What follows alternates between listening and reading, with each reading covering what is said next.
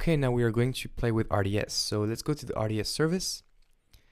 And in there, I am going to launch a service. So we have a launch database instance that is big here because we have not done it before. And so we get the engine options. As you can see, we have 6 different engines available to us. And so we can choose whatever we want. If you want something that is compliant with a free tier though, you have to scroll down and click on only enable options eligible for RDS free tier usage. So first of all, I want to show you a few things. Aurora is not free tier eligible. And if you click on Aurora, you can choose between a MySQL 5.6 compatible, MySQL 5.7 compatible, or Postgres compatible. So it's a decision you have to make with Aurora. But because we're in the free tier, we have to deal with one of these. The most popular one at the exam is going to be MySQL, so I'll just create MySQL. But Postgres, I would say, is the second most popular database in there. So I'll go with MySQL, and MySQL is free tier eligible, so I'll click on Next. Here I can choose the license model, the DB engine, I'll just leave it as is.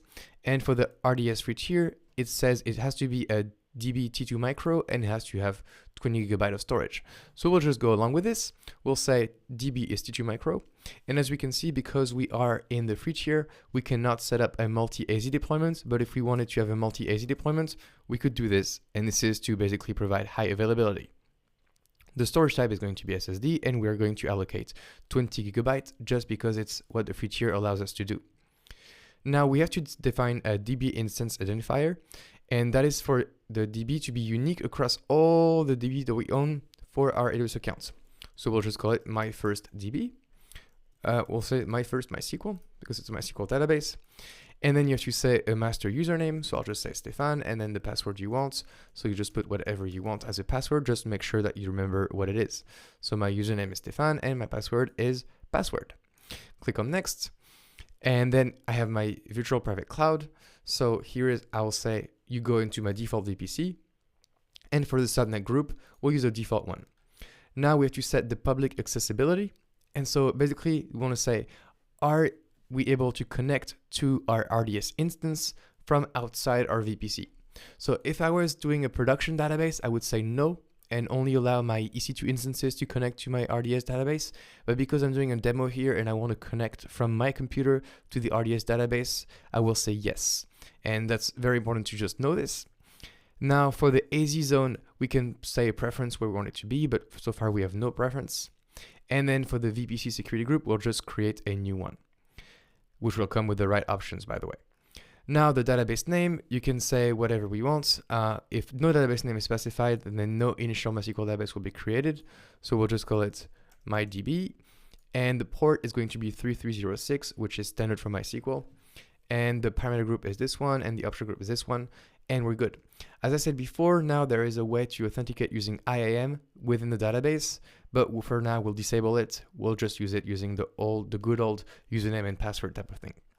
Encryption is super important when you do with RDS. Currently we're in the free tier and we use a T2 micro and they don't really support encryption.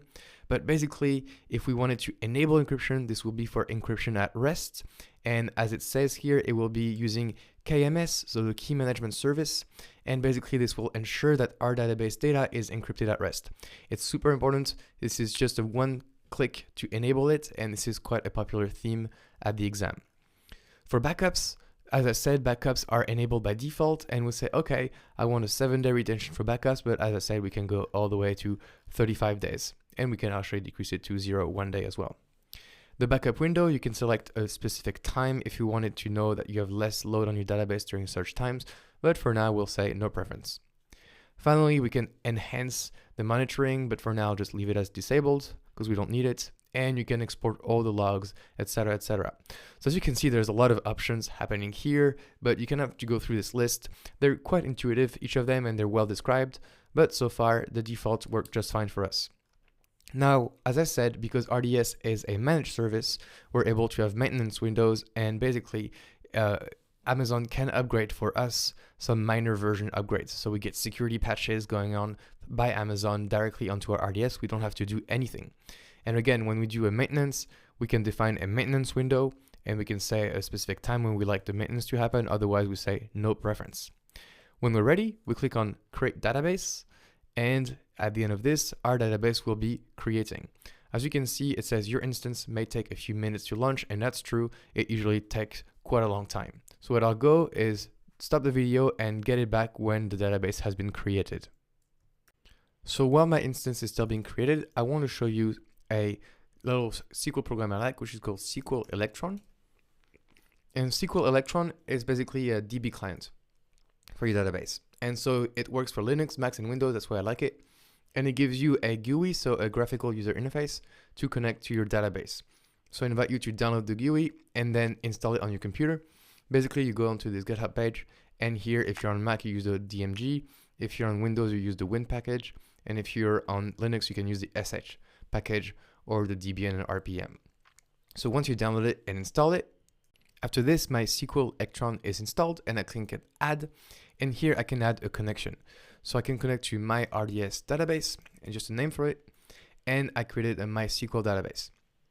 Now I need to put the server address, the port, and so on. So for this, we can go back to our page, and now we can see that the instance is backing up, so it's been created. And if we scroll down, all the way down, we can see a connect block with the endpoint. And the endpoint is basically the URL I need to use to connect to my database, and the port is 3306. And it's publicly accessible, so I should be able to access it from within my computer. So let's hope for this. I copy this and put the server address right here. And then the username is going to be Stefan, and the password is going to be password. So that looks good. Now we would be able to enable SSL if we wanted to be having a secure connection, but for now we're good. So we'll just click on test, and the connection test that is successfully connected. Happy days. I save it, and I connect to my database, and here I am in my database. And we can see that there's MyDB on the left-hand side. This is the database that was created first for us.